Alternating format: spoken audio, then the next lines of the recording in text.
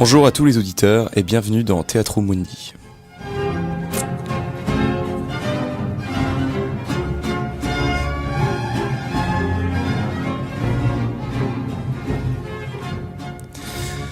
Cette semaine, nous partons à la rencontre de Jean Haman et Rémi Van Den Resch. Ils travaillent ensemble sur Past, une web-série démarrée en avril 2012. Nous sommes actuellement avec nos invités de la semaine, Jean Haman, scénariste, et Rémi Van Den Resch, réalisateur. Nous allons un peu parler de leur web-série Past, créée par Jean et réalisée par Rémi. Pourriez-vous nous parler un peu de votre parcours ? Moi je suis Jean, donc j'ai 31 ans, je suis directeur commercial à la base. Je me suis lancé dans l'écriture il y a quelques années quand j'étais à la fac, principalement sur des nouvelles, des petites histoires très courtes que j'ai publiées sur des sites internet littéraires et ce genre de choses, que j'ai fait lire évidemment à des copains.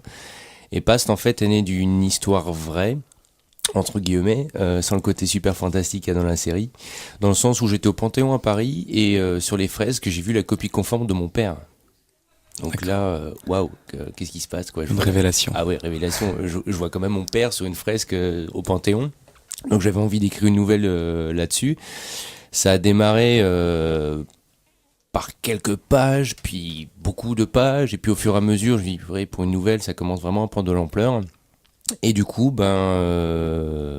j'ai fait lire ça à plusieurs personnes qui m'ont dit que ça pourrait être super sympa de filmer ça.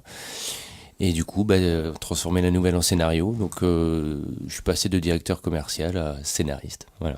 Et qu'est-ce qui t'a amené justement à vouloir devenir scénariste ?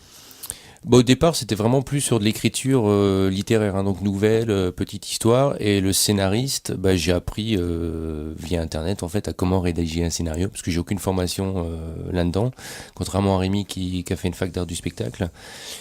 Et c'était une envie de passer quelque part sur de l'écriture où des gens vont pouvoir lire les choses à là où les gens vont pouvoir voir les choses. Voilà, de passer vraiment des lettres à l'image en fait. Et toi, Rémi, alors, qu'est-ce qui t'a amené à vouloir devenir réalisateur ? Donc tu as fait une fac d'art du spectacle, c'est ça ? Ouais, parce que moi, je suis originaire de Reims et au départ, j'avais essayé de faire un BTS audiovisuel et j'avais été refusé à cause de mes notes pas forcément bonnes en sciences, enfin surtout en physique-chimie. Et après, je me suis retrouvé à la fac de Strasbourg pour faire une licence d'art du spectacle cinéma. Mais j'avais déjà envie de faire des films à partir du lycée. Tout bêtement, au départ, c'était un voyage aux États-Unis. J'avais commencé à prendre des vidéos, puis j'avais commencé à faire du montage. Et c'est là où vraiment je commençais à me dire que ça me plaisait. Et donc, quand je me suis retrouvé à la fac de Strasbourg, j'ai rencontré des gens avec qui j'ai fait des films. Voilà. J'ai eu une pratique vraiment à côté du côté plus théorique de la fac de ciné. Mmh. Et après, là, depuis que j'ai fini ma licence, je me suis retrouvé réalisateur à mon compte. Mmh. Mais j'avais rencontré Jean à la fin de la fac, et là où il m'a présenté le projet avec Thomas. D'accord, donc Thomas qui est le personnage principal de la web-série et qui incarne Raphaël. C'est ça, Thomas Joseph. Ouais. Thomas Joseph. Pourriez-vous nous parler un peu de la web-série ? Qu'est-ce qui se passe ? Je démarre. Allez, vas-y Jean. En fait, Past, c'est une web-série de cap et d'épée fantastique. Mm-hmm. Alors cap et d'épée parce que comme on dit souvent, il y a des capes mais aussi des épées. Petite référence au Robin des Bois. Et fantastique parce qu'il y a un aspect un petit peu surnaturel. Alors pour le pitch, rapidement, c'est Raphaël qui va donc aller voir la cathédrale de Strasbourg. Il tombe sur un vitrail où il voit son père et lui en train de s'entretuer. Donc évidemment, c'est un choc pour lui, hein. Il a une espèce de flash directement dans sa tête. Il est complètement bouleversé par cette vision-là. Il va appeler son père, il va rencontrer Catherine, qui est une amie à son père, qui est une psychiatre un petit peu particulière, parce qu'elle veut lui parler de vie antérieure. Et il va être complètement perturbé par ça, il va pas accepter forcément cette histoire-là. Et il va rentrer chez lui, il va découvrir un médaillon un petit peu bizarre en émeraude verte. Il va recevoir un copain à la maison, ils vont boire quelques coups un petit peu trop, ils vont finir par s'endormir sur le canapé de la maison et il se réveille au XVIIe siècle. D'accord, et alors il se réveille au XVIIe siècle, alors comment vous figurez, comment vous mettez en forme justement ce déplacement temporel ? C'est-à-dire... Eh bien, quels sont les moyens que vous utilisez pour faire image de ce XVIIe siècle? Alors, est-ce que vous jouez sur les costumes? Est-ce que vous jouez sur une scéno ou un décor particulier, naturel ou pas? Est-ce que vous profitez, je sais pas, de la théâtralité naturelle des châteaux forts de notre chère Alsace? Voilà, on a un peu cette chance-là sur l'Alsace d'avoir pas mal de châteaux, des ruines qui sont relativement accessibles et d'autres qui sont un peu moins en ruine et qui sont du coup tout aussi accessibles parce qu'il suffit de demander les autorisations et puis généralement ça va tout seul. Pour les costumes, on travaille avec des hygiénistes. Donc des hygiénistes, c'est des personnes qui font des jeux de rôle grandeur nature, qui nous prêtent les costumes. Donc tout fonctionne avec du prêt. Donc les costumes, on se rapproche le plus possible du 17e sans que ce soit vraiment à 100% historique. Alors je précise bien, peut y avoir des anachronismes au niveau des costumes, on n'est pas dans du pur historique, c'est pas documentaire, ça reste une histoire. D'accord. Alors pour toi Jean, écrire un scénario, ça veut dire quoi? Alors, écrire un scénario, c'est déjà c'est de faciliter le travail de Rémi, Ouais, ça serait bien. dans un premier temps, mais c'est de raconter une histoire.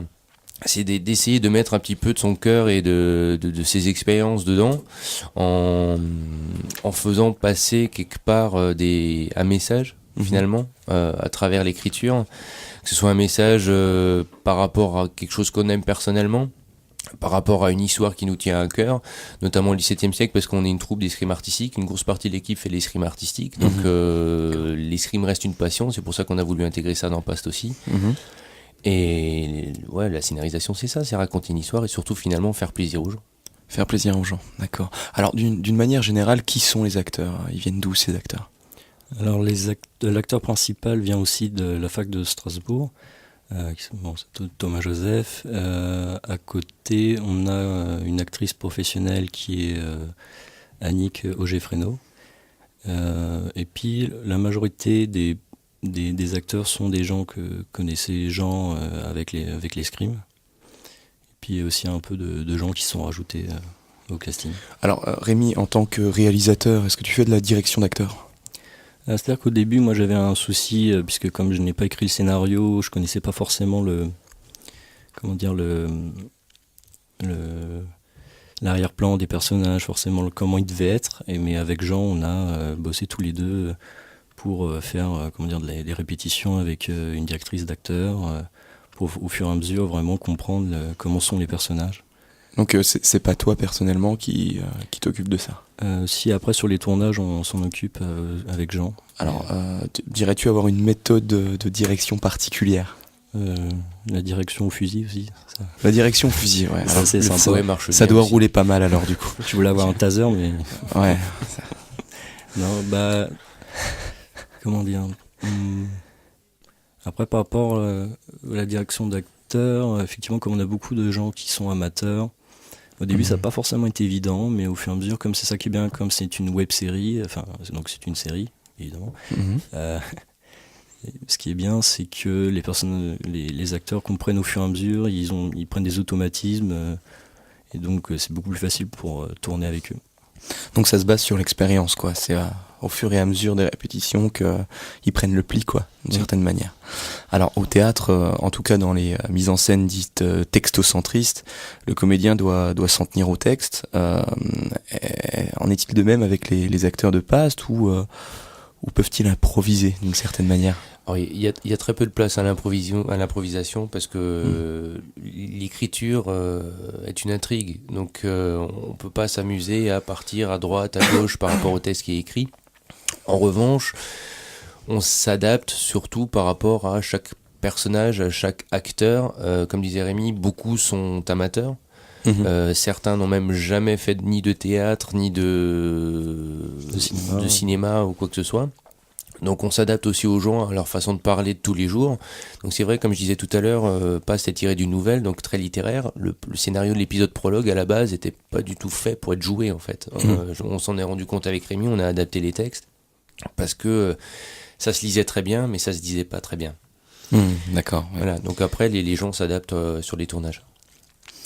D'accord, donc d'une certaine manière, ouais, c'est très improvisé aussi, quoi. C'est-à-dire que ça part du littéraire, mais vous Bah, en fait, Vous octroyez quand même une certaine marge de manœuvre. On se laisse une marge de manœuvre sur la diction. On peut changer un mot, si à la place de dire réceptacle, il dit coffret, ça gêne pas tant que le sens n'est pas changé. C'est vraiment en fonction de la prononciation et comment les gens sont à l'aise avec certains mots. Puis surtout qu'il y a une période, au tout début avec le prologue, il y avait certaines personnes qu'on ne connaissait vraiment pas. Et donc forcément on leur mettait des dialogues et au fur et à mesure quand on connaît maintenant leur voix, leur diction, leur manière d'être, après c'est beaucoup plus facile de changer des choses dans les dialogues, ce qu'on fait dans les répètes. Et donc tu es réalisateur, tu es scénariste, et est-ce qu'il vous arrive de passer devant la caméra ? Moi de base sur Jamais. sur Vous mes faites pas films, des apparitions comme certains réals dans le milieu du cinéma, moi dans mes la films, figuration. moi dans mes films j'ai tendance à apparaître souvent dans j'ai tendance à faire un rôle parce que je me dis toujours ça fera toujours un acteur en moins à diriger. Voilà. Et, Ouais. mais là dans Past, les gens jouent le rôle de Charles, qui est celui qui va expliquer quand Raphaël se retrouve au XVIIe siècle, c'est lui qui va lui expliquer pourquoi il est là et qu'est-ce qu'il va devoir faire. Mhm. Et moi, je suis pas encore. Je sais pas, tu voulais pas me faire un rôle de clochard à un moment, je sais plus. Si, on va lui trouver quelque chose. Et d'une manière générale, qu'est-ce qui vous inspire ? Quel livre, quelle pièce vous tirez votre inspiration d'où ? Alors, pour ma part, c'est très éclectique. Je peux très bien lire un essai de Nietzsche et à côté de ça, lire du Musso. D'accord. C'est quand même le grand écart entre Mais les deux. dans le cadre précis de Past. Dans le cadre précis de Past, c'est principalement tout ce qui est film de KPDP, donc le d'accord. hussard sur le toit, Fanfan la tulipe et ce genre de choses. Où là, je me base principalement pour tout ce qui est intrigue dans le passé. Mhm. Pour le présent, bizarrement, c'est relativement plus simple d'écrire tout ce qui se passe au présent. Mhm. D'une part parce que les lieux sont beaucoup plus faciles d'accès. Quand j'écris un scénario, je me mets pas de barrière par rapport au lieu de tournage. On gère après. On fait le D'accord. scénario, on écrit et après on voit si c'est faisable ou pas. Et du coup, pour l'inspiration au XVIIe siècle, oui, c'est ça, c'est carrément les films de KPDP. D'accord. Rémi, quelque chose à ajouter peut-être ? Moi, en termes d'influence par rapport à la réalisation, moi j'ai toujours eu du mal à voir mes influences. Parce que je pense que j'aime beaucoup de cinéma, que ce soit le cinéma asiatique ou le cinéma américain, voire même européen. Donc j'aurais du mal à comme ça déterminer exactement des... D'accord, c'est une inspiration finalement qui est enfouie, quoi. Tu sais pas trop d'où elle vient, mais en tout cas elle est là. Jean, Rémi, on va maintenant faire une petite pause musicale avec Cross-Eyed Mary de Jethro Tull. Musique. C'était Cross-Eyed Mary de Jethro Tull. Pour ceux qui prendraient le train en route, nous sommes avec nos invités de la semaine, Jean Hamann, scénariste, et Rémi Van Den Resch, réalisateur, qui travaillent ensemble sur Past, une web-série qui a démarré en avril dernier. Jean, Rémi, toujours avec nous ? Toujours. Oui. Super. Alors avec Past, à combien d'épisodes en êtes-vous ? Au niveau de la scénarisation, de la réalisation Les épisodes réalisés, faits et diffusés. Et diffusé. Donc en diffusion, il y a l'épisode prologue, l'épisode 1 qui sont sur la toile, et l'épisode 2 qui sort hier. Qui sort hier. Qui sort hier. Donc, qui sort mardi soir. Ok. Et du coup, C'est pas aujourd'hui ça ? Ah, tu viens de nous vendre là, Rémi. Mais c'est pas grave, là t'as cassé la couverture là, Rémi. Bravo. Maintenant tout le monde sait que c'est en différé. Merci Rémi, merci beaucoup. Bon, alors donc on est à 3 épisodes. Continuons. On le fouettera tout à l'heure après l'émission. D'accord, très bien. Alors, je crois savoir pour chaque nouveau épisode, une nouvelle séance est organisée dans le cadre d'une avant-première, dans un lieu différent. Pourriez-vous nous parler de ces événements ? Au départ, le but du jeu, c'était de vraiment rencontrer en fait les gens qui seront sur le net ou qui sont sur le net et qui regardent cette web-série. Dans le sens où on pense que c'est important de discuter avec ces gens-là, de prendre les critiques de front, de pouvoir un petit peu voir leur ressenti. Donc on essaie vraiment de faire un événement à chaque fois. Donc on a travaillé avec Fabrice Dunis notamment pour participer tout au début à la Japan Addict, Oui. puis à l'année convention à Colmar. Là on a un petit peu changé, on a participé à une soirée, on a créé une soirée au Café du 7e art, pour pouvoir avoir un lieu un petit peu plus convivial et d'avoir vraiment une soirée Past en fait, parce que c'est vrai que dans les conventions c'est ultra sympa, il y a plein de monde, donc on fait plein de connaissances, mais les gens ne viennent pas forcément pour ça. Donc là on avait vraiment envie de créer notre soirée. D'accord. Donc que les gens soient prévenus et qu'ils viennent vraiment pour l'avant-première de Past. Tout à fait. Alors, est-ce que vous pourriez nous faire une petite avant-première, rien que pour nous? Que se passera-t-il dans le prochain épisode de Past? Je vais pas du tout vous spoiler la création, hein, loin de là, loin de moi l'idée. Hein. Dans le prochain épisode, faut bien le regarder jusqu'au bout parce qu'il y a une révélation qui se fait les 3 dernières secondes de l'épisode en fait. Alors je peux pas vraiment dire plus parce que sinon on spoil tout l'épisode et puis il y aura plus d'intérêt à le voir. Mais c'est vraiment une révélation qui va certainement bouleverser un petit peu les gens et qui va faire vraiment avancer l'histoire. Mais on n'a pas encore parlé des personnages de Past, on a parlé des acteurs, des comédiens, mais alors qui sont les personnages? Est-ce que vous pourriez nous en parler un petit peu? Alors, au niveau des personnages, le personnage principal est un étudiant comme les autres. Je l'ai écrit un petit peu de manière autobiographique parce que ça me rappelait un petit peu moi quand j'étais en fac de droit, que j'avais 18 ans. Et que j'écrivais dans les cafés, etc. Les premières minutes du prologue, c'est exactement ça. On voit Raphaël qui écrit. Après, chaque personnage a vraiment une psychologie un petit peu particulière. Si je prends l'exemple du père Hubert, par exemple, qui lui est un fiefé méchant, hein, pour de vrai, avec une grosse soif de pouvoir. On a vraiment des personnages qui vont au fur et à mesure évoluer dans leur psychologie, on apprend à les connaître au fur et à mesure des épisodes, et on se rendra compte souvent que les personnages ne sont pas vraiment à quoi ils ressemblent au départ. D'accord. Alors, alors pour parler de 3 autres personnages, on va se référer à l'épisode 1, au premier épisode de Past. Alors, dans cet épisode, Raphaël affronte 3 hommes d'armes, à l'allure de mousquetaires du roi du XVIIe siècle. Qu'est-ce qui vous a inspiré dans l'élaboration de ces costumes? Pourquoi avoir choisi précisément ces costumes? Alors pour être absolument franc, c'est surtout parce que c'est ces costumes-là qu'on nous a prêtés.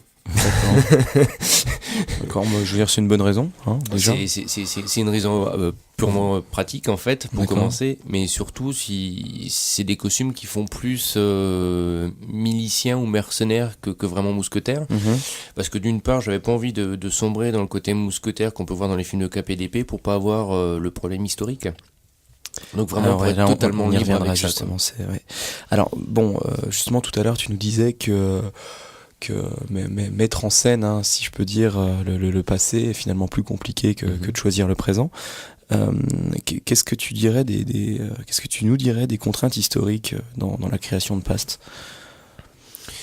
Bon alors tu nous as dit que tu faisais pas directement référence à un temps précis, comme avec les mousquetaires, ça t'enlève déjà pas mal de contraintes liées d'ordre historique, mais est-ce qu'il y a quand même une certaine discipline par rapport à l'analogie de Past par rapport à je prends souvent l'exemple de Kaamelott, que quand Alexandre Astier a démarré, a été très critiqué sur son écriture parce que c'est un langage qui est très contemporain alors que c'est censé se passer à la fin de l'Antiquité.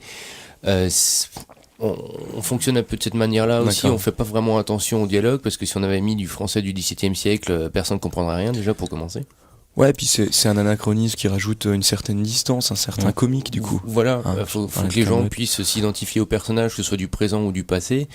Après, la difficulté qu'on a avec le passé, c'est surtout pour la réalisation de Rémy, où dans les châteaux d'aujourd'hui, il y a forcément des gouttières, des poubelles qui sont vissées au sol parce qu'il y a des touristes. Donc là, on doit faire très attention à nos cadres, quoi. D'accord. Alors par contre, parlons un petit peu maintenant du jeu d'acteur. Quelle place occupe le geste selon vous, dans Past? Moi, dans ma réalisation, j'aime beaucoup jouer sur les regards. Parce que c'est pour ça, je me souviens qu'au début, dans le prologue, il y avait beaucoup plus de dialogue que prévu. Et finalement, parfois, je préférais, c'était au montage, je préférais couper certaines choses pour quelque chose de beaucoup plus, beaucoup plus léger, beaucoup plus compréhensible. Et effectivement, là, c'est ce qu'on joue maintenant avec les dernières séquences qu'on a fait. On joue beaucoup sur les regards, mais les gestes, je sais pas si...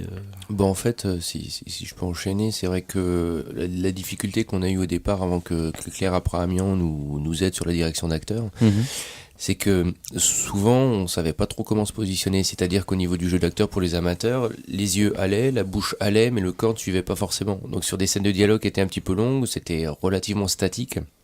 Donc au fur et à mesure, on apprend vraiment à jouer avec notre corps et puis à le faire parler également, quoi. Alors oui, il y a vraiment donc une volonté de faire parler par le corps. On n'est pas juste dans la voix qui fait office de discours.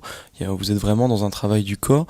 Y aurait-il une méthode de jeu particulière pour justement faire travailler ce corps? Est-ce que vous rapprochez d'une théorie particulière ou non? Pareil, c'est au feeling, c'est suivant l'expérience. Moi je fais très confiance à Claire qui gère tout ça. Uh-huh. Donc c'est vraiment à force de répète, savoir que Claire, elle, est pro dans son métier aussi, elle est comédienne, elle fait de la mise en scène et fait de l'improvisation aussi, et des cours de théâtre. Donc du coup, on se fie beaucoup à elle, parce que, notamment pour moi, qui n'ai pas d'expérience vraiment dans la direction d'acteur et ce genre de choses, je peux que me reposer sur elle. D'accord, donc c'est une histoire de confiance alors. Tout à fait. C'est une équipe qui roule, quoi. Toute C'est l'équipe cool. fonctionne comme ça. Ouais. D'accord, moi c'est la meilleure. C'est super. Alors, dans le premier épisode, vous offrez avoir une véritable scène d'escrime. Alors, quelles ont été les nécessités de cette séquence? Alors il y a des super photos qui circulent sur notre page Facebook avec Rémi qui a un casque de chantier et des lunettes de chantier. Parce que ce qu'il faut pas oublier, c'est que les épées, c'est des vraies épées, elles ne sont pas en mousse. Ouais. Donc dans un premier temps, il y a surtout un aspect sécurité.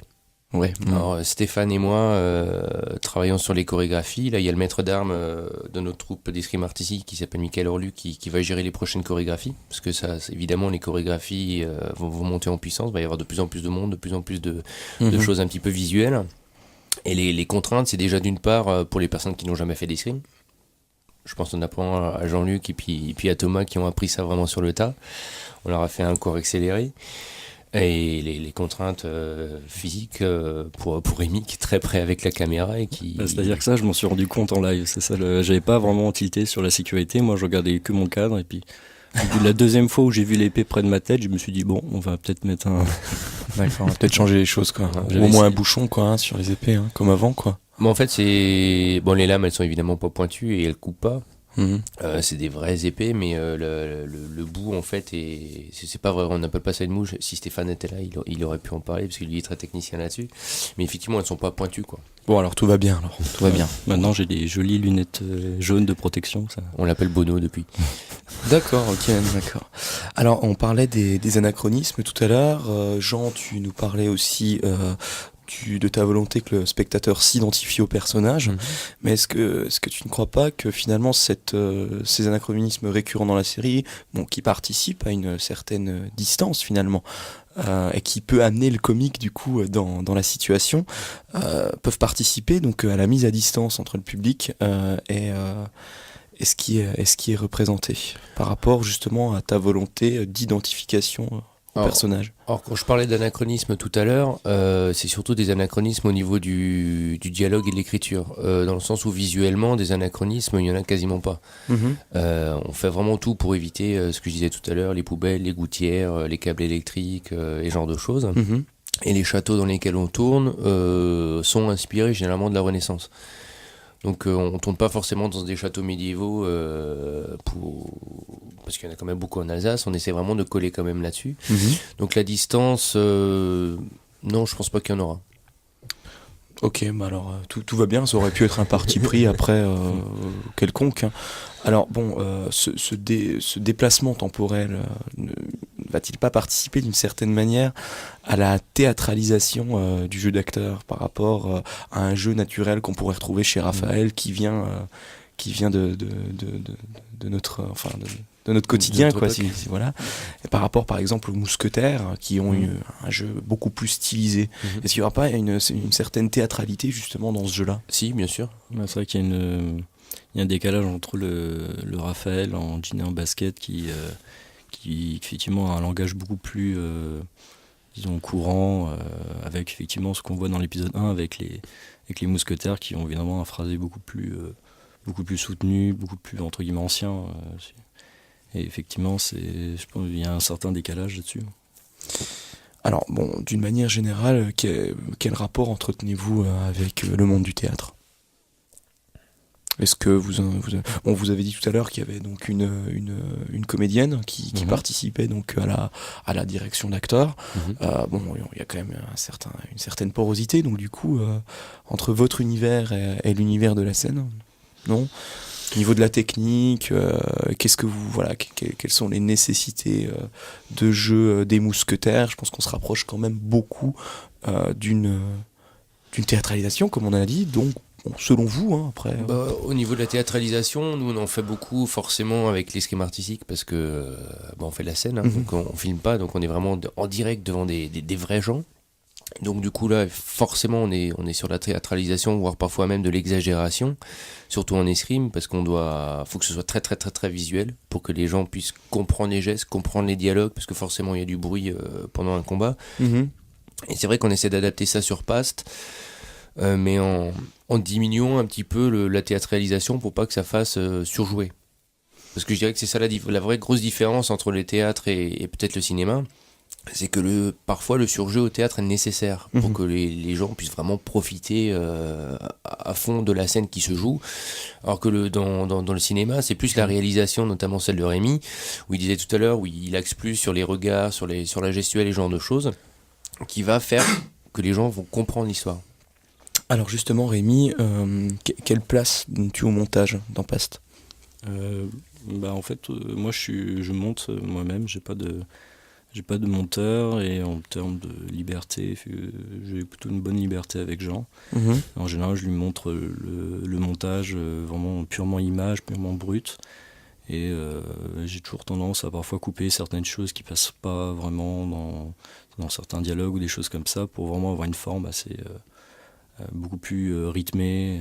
Ça, c'est vraiment ça que je cherche en termes de montage, parce qu'on est sur une web série avec des épisodes de 7 minutes, et j'ai pas envie que en 7 minutes les gens s'ennuient et arrêtent au milieu. Mais est-ce que tu travailles sur un montage qui se voit, ou justement qui va venir accompagner l'action? Parce que le montage va devenir presque un personnage dans Past, est-ce que tu vois ce que je veux dire? Ouais. En termes de montage, c'est vrai que j'ai tendance à monter des plans assez courts, donc je pense que ça se voit, mais comme dans la mise en scène, je suis assez proche des personnages. Je pense que ça accentue. Pour avoir vu quelques épisodes de Past, on pourrait totalement dire oui qu'il y a quand même un véritable travail sur le montage, avec des plans différents, alternés. Moi je trouve justement que le montage se voit et participe quand même à une certaine marque, une marque d'auteur, quoi. Il y a une patte Van Dendrecht, effectivement. Voilà, il y a une patte, exactement une patte. Alors, comment se passent les tournages? Bien.